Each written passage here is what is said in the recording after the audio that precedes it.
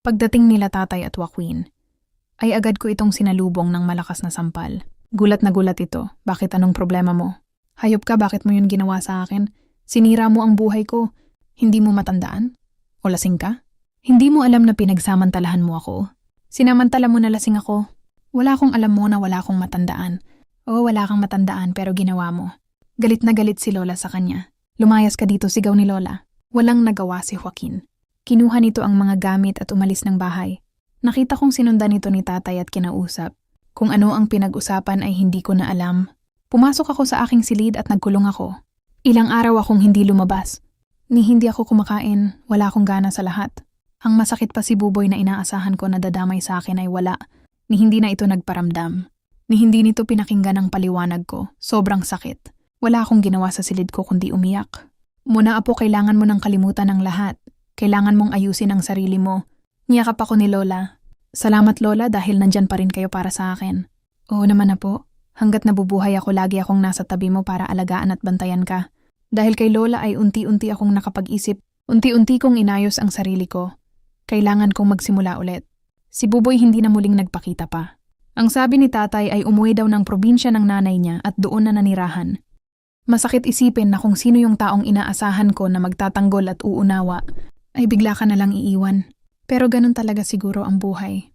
Masakit man pero kailangan ko na siyang kalimutan. Maging kay Joaquin ay wala na din akong balita. Wala din naman akong pakialam sa kanya. Maging si tatay ay hindi alam kung saan ito tumutuloy. Naging masaya naman ako kasama ang aking mga kaibigan. At syempre kasama si Lola na kahit kailan ay hindi ako pinabayaan. Naging maayos na ang buhay ko. Pero hindi yata talaga laging masaya ang buhay ng tao. Dahil kung kailan inayos ko na ang buhay ko, ang aking ama naman ay natutong magbisyo. Bihirang-bihira na itong umuwi ng bahay at kung umuwi man ay lasing ito. Anak, ano bang nangyayari sa sayo? Bakit lagi ka nalang lasing? Bakit hindi mo ayusin ang buhay mo? Oo nga naman tay, hindi naman kayo dating lasingero ang naiiyak na tanong ko. Huwag niyo na akong intindihin. Mamamatay din naman ako kaya wag na kayong mag-aksaya ng luha sa akin. Nagpatuloy si tatay sa ganun. Minsan lang umuwi at pag umuwi namnay lasing. Hanggang sa isang araw ay ginulat kami ni Lola ng isang masamang pangyayari. Pangyayari na babagong muli sa buhay ko. Muna ang tatay mo. Malakas na sigaw ni Lola na gumising sa akin isang umaga. Dali-dali akong lumabas ng silid. Tinungo ang silid ni tatay kung saan andun si Lola at sigaw ng sigaw. Pagpasok ko ay tumambad sa akin ang katawan ni tatay na wala ng buhay. Nakatali ang leeg at nakasabit sa bubong. Nagbigti si tatay. Itay, malakas na sigaw ko. Yakap ang binti nito ay umiyak ako ng umiyak. Bakit tay, bakit? Halos magwala na ako sa kakaiyak. Hindi namin maintindihan ang mga pangyayari. Wala man lang kaming idea kung bakit nagawang kitilin ni tatay ang buhay niya. 3 na lang kami at si Lola ay matanda na. Bakit inwan pa ako ng aking ama?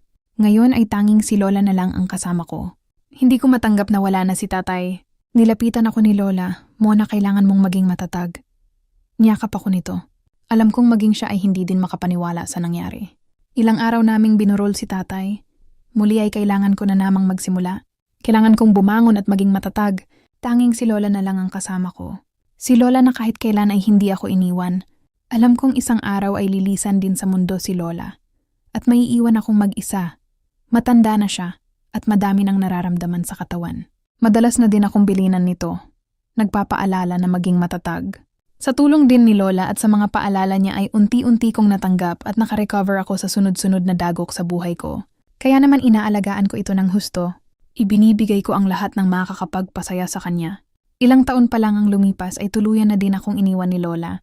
Masakit dahil siya na ang kasama ko mula pa sa pagkabata ko. Siya na ang tumayong ina ko dahil ang nanay ko ay hindi na muling nagpakita sa akin. Naging matatag na ako. Lagi kong inaalala ang mga payo ni Lola. Hindi na rin ako muling nagmahal pa. Namuhay ako ng mag-isa. Madami ang nanliligaw sa akin. Pero walang ni isa ang nakabihag ng puso ko. Itinuloy ko ang kangkungan ni Lola. Iyon ang paraan ko para kahit papaano ang malibang masaya ako sa pagkakangkong. Malaking bahagi iyon ng pagkabata ko. Marami akong alaala sa kangkungan. Maaari akong makapasok ng magandang trabaho dahil nakatapos naman ako. Pero mas pinili kong sa kangkungan ko gugulin ang oras ko. Yun na lang din ang tanging naiwan sa akin ni Lola. Kaya ayaw kong bitawan. Isang araw ay naisipan kong linisin ang silid ni tatay. Ang nais ko sana ay itabi na ang mga gamit niya. Naalala ang araw na nakita ko siyang nakabigti. at hindi ko mapigilan ang lumuha. Nilinis ko ang silid na yon. Inayos ko ang mga gamit at ang mga damit ay nilagay ko sa isang cabinet. Ilulak ko na sana ang cabinet nang may mapansin akong isang papel na may sulat. Kinuha ko at binasa ang nakasulat. Parang guguho ang mundo ko dahil sa nabasa ko. Sulat iyon ni tatay para sa akin. Anak, patawarin mo ako. Napakalaki ng kasalanan ko sa iyo. Pinabagabag na ako ng konsenya ko at hindi ko na kaya pang humarap sa iyo. Hindi ko sinasadya, anak. Sobra ang pagkalasing ko ng gabing iyon. Hindi ko alam kung anong demonyong pumasok sa katawan ko. Patawarin mo sana ako, anak. Patawarin niyo ako ni Buboy ay Joaquin. Ako ang sumira ng buhay niyo. Paalam, anak. Hindi ko na kayang mabuhay pa. Patawad, anak, patawad. Nanlambot ako ng hina ang tuhod ko. Sumalampak ako sa sahig at walang tigil na umiyak. Kung ganun si tatay pala ang gumalaw sa akin ng gabing iyon, at hindi si Joaquin, wala akong nagawa kundi umiyak ng umiyak. Wala na akong magagawa, lahat ay nangyari na. Wala na si tatay, wala na akong susumbatan, wala na akong sisisihin. Ako na lang mag-isa sa bahay. Napagod ako sa kakaiyak hanggang sa nakatulog ako, pinilit kong ibangon ang sarili ko. Tulad ng laging paalala ni Lola, kailangan kong maging matatag. Tinapon kong lahat ng gamit ni tatay. Lahat ng bagay na makakapagpaalala sa akin sa lahat. Tinuloy ko ang buhay ko sa kangkungan. Ako ang lahat, ako ang pumipitas. At ako din ang nagtatali. May inuupahan akong tricycle upang dalhin sa mga suki ko ang mga kangkong. 1 taon ang lumipas nang dalawin ko ang puntod ni Lola at tatay. Magkatabi lang iyon, wala na ang galit sa puso ko. 2 boki ng bulaklak ang dala ko para sa kanila. Nagtaka ako dahil pagdating ko ay may nakita akong 2 ring bokyo ng bulaklak. Ang isa ay nasa puntod ni tatay at ang isa ay na kay Lola. Bago lang iyon, fresh pa ang mga bulaklak. Pero kanino galing yun sa isip-isip ko? Hi, kamusta? Isang pamilyar na tinig ang nadinig ko sa aking liikuran. Gulat ako at halos hindi makapagsalita ng lingunin ko. Si Joaquin yun. Ilang segundo akong napatitig sa kanya. Nakangiti lang ito. Paalis na sana ako kaso nakita kitang papasok ng sementeryo kaya bumalik ako saad nito. Maya-maya ay lumapit ang isang lalaki. Naka-uniform ito na sa palagay ko at driver. Sir Joaquin, antayin ko na lang po kayo sa kotse. Tumango lang si Joaquin sa driver. Kamusta ka na nga pala, tanong ko dito. Eto, okay lang naman. Ikaw ba? Okay lang din. Medyo nakaka-recover na. Teka, paano mo nalaman, tanong ko? Ang alin? Ang mga nangyari? Oo, Tska, itong puntod nila Lola at tatay. Alam ko lahat. Hindi naman ako nawala, palagi lang akong nasa paligid. Bakit hindi ka nagpapakita? Paano naman ako magpapakita sa'yo? Alam kong galit na galit ka sa akin. Hindi ko alam pero bigla na lang akong lumapit dito at niyakap siya ng mahigpit. Sorry, Joaquin, patawarin mo, ako ang naiiyak na saad ko. Bakit ka humihingi ng tawad? Nagtataka ito. Sinabi ko sa kanya ang mga nabasa kong sulat, na alam ko nang hindi siya ang gumalaw sa akin kundi si tatay. Niyakap din ako nito at nagyakap kami ng mahigpit. Hinatid ako ni Joaquin sa bahay sakay ng kanyang kotse. Naibalik na pala sa kanya ang mga negosyo ng mga magulang niya. At siya na ang namamahala. Ibang-iba na din siya, nag-matured na. Pwede ba akong pumasok, tanong niya nang nasa bahay na kami? O naman gusto mo tumira ka pa dito pabirong sagot ko.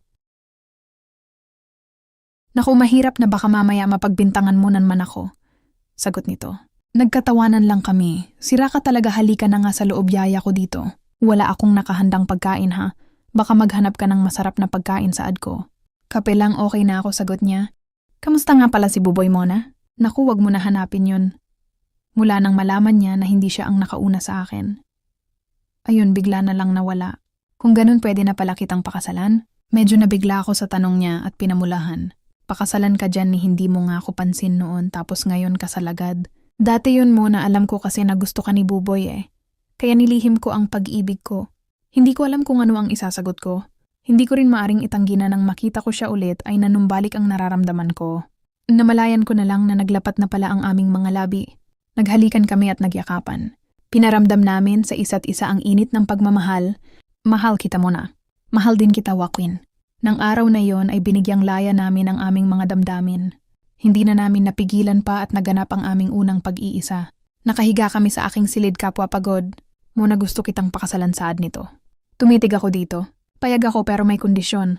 Anong kondisyon? Kahit ano pa yan muna gagawin ko. Inaya ko ito sa labas ng silid. Magbihis ka at sa kusina ko sasabihin ang kondisyon. Nauna akong lumabas at tumungo sa kusina. Naghain ako ng kanin at ang ulam ay adobong kangkong na niluto ko bago ako pumunta sa puntod nila Lola at tatay. Paglabas ni Joaquin ay pinaupo ko siya at pinaglagay sa plato ng kanin at ulam. Napatitig ito sa akin. Adobong kangkong? Oo, yan ang kondisyon, sagot ko. Papayag akong pakasal sa'yo kung makakaya mong mag-ulam ng kangkong. Natatawang saad ko. Sige, kain na. Walang sabi-sabi ay sinandok nito ang ulam at kumain. Walang tinira. Inubos nito ang kangkong na nasa mangkok. At dahil dun ay napapayag na ako na magpakasal sa kanya. Masaya kaming nagsama ni Joaquin. Bagamat may mga negosyo siya ay mas pinili niya na sa bahay kami manirahan. Simpleng buhay sa aming munting bahay na sa paligid ay kangkungan,